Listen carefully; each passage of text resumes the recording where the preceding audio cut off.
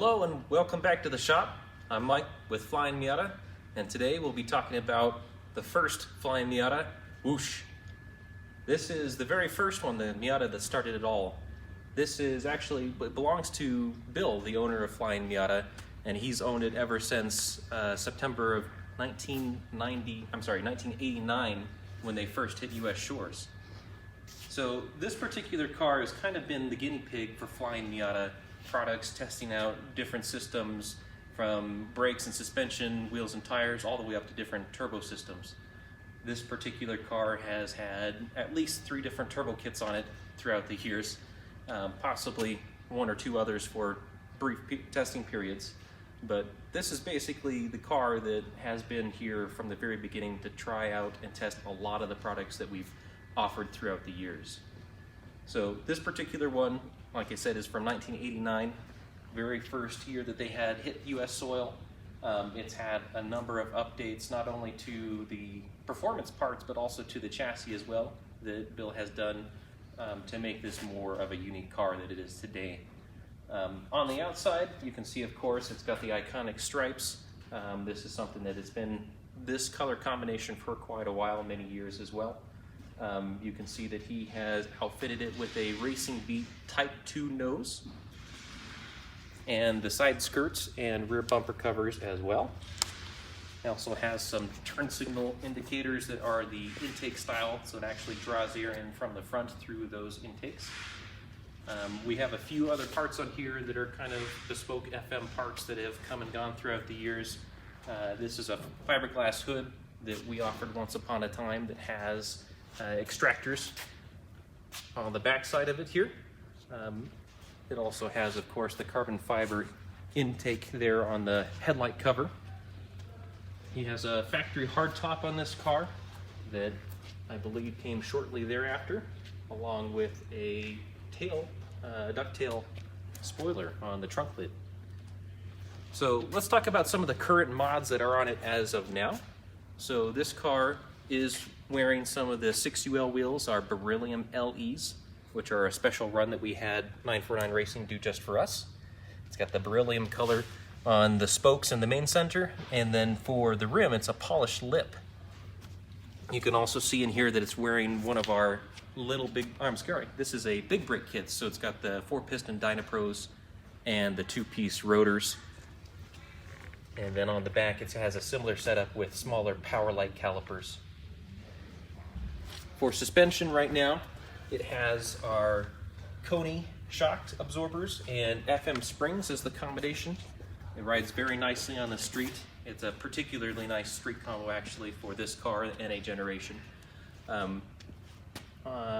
As far as power is concerned, this is actually, like I said, had several turbo kits on it, but it's wearing one of our current FM turbo kits with the 2560 Garrett turbo that we really like. So let's go ahead and I'll pop the hood and we can take a look under.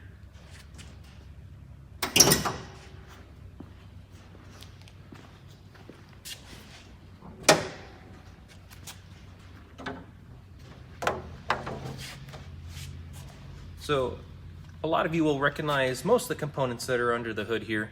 You can see this is our standard setup for the turbocharger with our silicone couplers and pipes and things of that nature. Has our current heat shield, those kinds of things. You'll also see that there are a few differences in some of the older components that are still in the engine bay. Some of our cam gears from a few years ago that are adjustable to be able to set timing. This particular engine also is a built engine. It's a 1.6. It has forged pistons and rods. It also has a lightweight crank in it that Bill had put in several years back. You can see that he's got a few other little extra bits that are just engine dress-up bits. This engine also has our remote oil filter relocation kit, and along with that, a few other little bits and goodies, such as the Moroso coolant overflow tank, a few of the Moroso air oil separators in here as well. And while I'm talking about this, if you have any questions about the car or would like to know anything about any of the specific pieces on here, just let me know. Drop it in the comments below and I'll be taking a look at those as we go along. Beyond that, this car has tested out many other components. You can see that there's extra wires and hoses here in the engine bay as we've tried out different injector combinations. We've tried out different coolant reroute kits. We've had lots of different ECUs. This car has had at least 3 different ECUs as time has gone along as well. So it's not the tidiest engine bay, but it is one of the most functional ones in our opinion, as far as what we've been able to do with this car to be able to prototype a lot of the parts that we now sell and make them a more complete setup. For the chassis, you can see it's got a shock tower brace. This is an older one that we used to offer. Along with the shock tower brace, it does have a set of our frame rails, of our butterfly brace. It has a hard dog sport roll bar in it. It also has our Cannon rear subframe brace around the differential area. And then it does have, as well as